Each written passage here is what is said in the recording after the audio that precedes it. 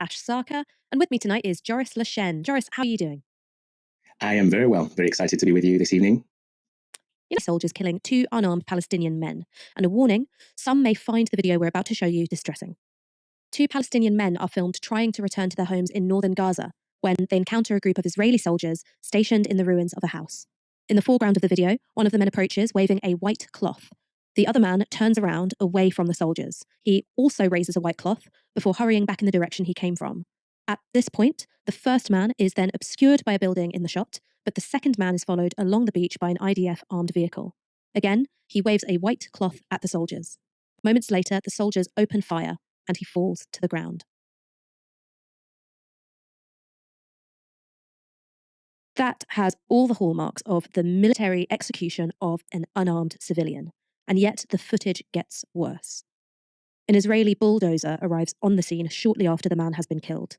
At this stage, the body of the first man also appears to be lying on the ground. The bulldozer then shovels the first body into a shallow pit in the sand and refuse. It then goes back for the second body, burying it too in what appears to be an attempt to conceal the executions. The killing of 2 unarmed men is an obvious atrocity, but treating their bodies with such indignity, just shoveling them into the dirt, displays another level of depravity.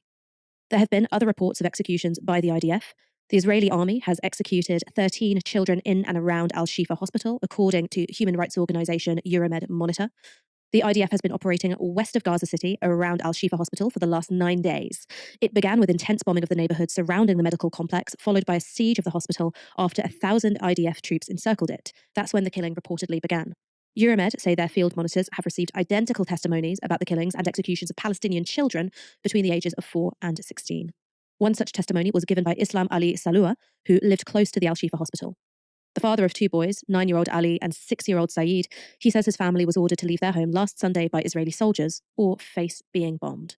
Euromed Monitor reports this about what happened next.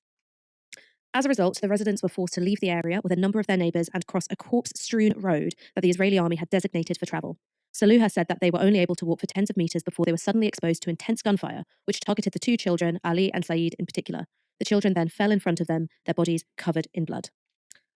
As they attempted to pull the 2 kids off the ground, he said, the Israeli forces opened fire on them again, forcing them to leave Ali and Saeed on the ground and to continue walking. Salua emphasised that his son Ali was killed in a field execution crime after he had been deprived of food for days because of the Israeli siege. He also pointed out that the area around Al-Shifa Medical Complex had become a hotspot for field executions and murders, with the bodies of the victims discovered in the streets serving as evidence. It's in that context that the IDF today announced this. 24-hour operational update, Shifa. Our troops evacuated patients and medical teams to alternative medical facilities set up by the IDF to enable the continuation of proper medical treatment. Terrorists fired at troops from within and outside Shifa's ER building,